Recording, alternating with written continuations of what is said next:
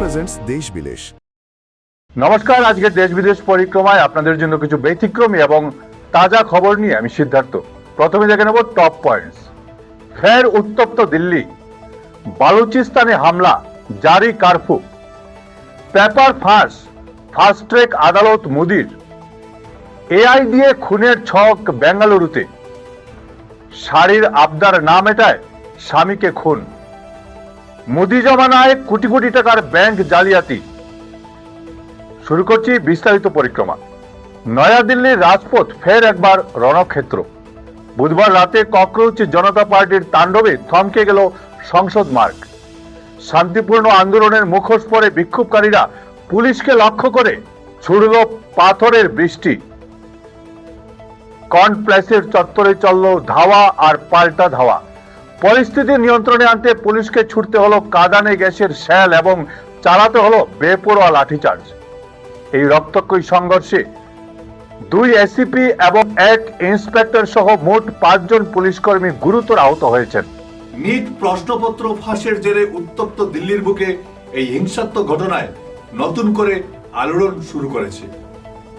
অপারে পাকিস্তানের বালুচিস্তানে নেমে এসেছে ঘোর অমানিসা। মাস্তান জেলার খুর কোচায় করাচিগামী একটি যাত্রীবাহী বাসে আচমকাই গর্জে উঠল সশস্ত্র জঙ্গিদের বন্দুক।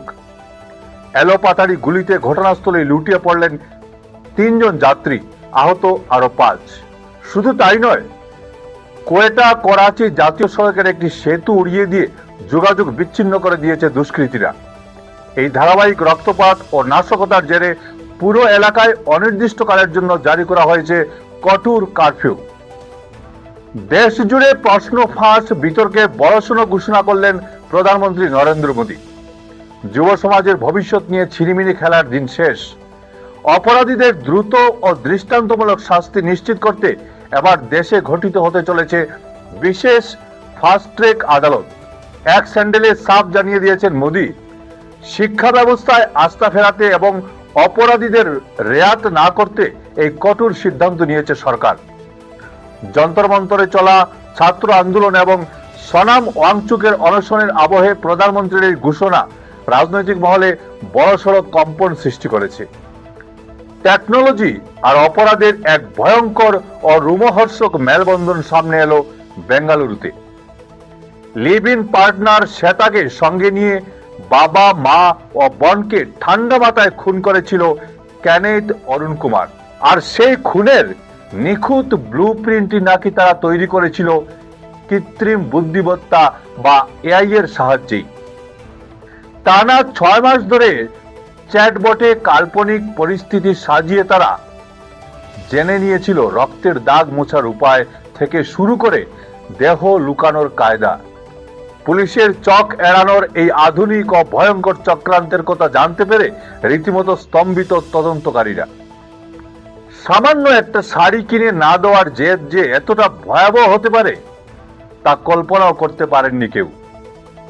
মহারাষ্ট্রের খানের বাদলপুর পূর্ব এলাকায় শাড়ি নিয়ে ঝগড়ার জেরে নিজের স্বামীকে প্রথমে কুকারে ধাক্কা দিয়ে বেধড়ক পেটান স্ত্রী সুনিতা দেবী। এরপর আক্রোশে গলা টিপে খুন করেন স্বামী হরেরাম কিষেনজি সিংকে। প্রথমে পুলিশের চোখে ধুলো দিতে এটিকে স্বাভাবিক মৃত্যু বলে চালালেও ময়নাতদন্তের রিপোর্ট সব ফাঁস করে দিয়েছে। পুলিশের জালে ধরা পড়ে এখন স্ত্রী ঘরে দিন কাটছে সেই ঘাতক স্ত্রীর। সংসদের বাদল অধিবেশনের শুরুতেই মোদী সরকারের বিরুদ্ধে আর্থিক দুর্নীতির বিস্ফোরক তথ্য তুলে ধরলেন তৃণমূল সাংসদ সাগরিকা ঘোষ। তার দাবি, মোদী জমানার গত 5 বছরে ব্যাংক জালিয়াতির পরিমাণ ছাড়িয়ে গেছে 1,42,000 কোটি টাকা। অথচ এর মধ্যে উদ্ধার হয়েছে মাত্র 4.5% টাকা। ছোট ঋণ গ্রহীতাদের উপর খড়গহস্ত হলেও কিভাবে কোটি কোটি টাকার ভিআইপি জালিয়াতি হওয়া সত্ত্বেও আসল অপরাধীরা পার পেয়ে যাচ্ছে তা নিয়ে সংসদের অন্দরেই তুললেন তীব্র ক্ষোভ ও প্রশ্ন।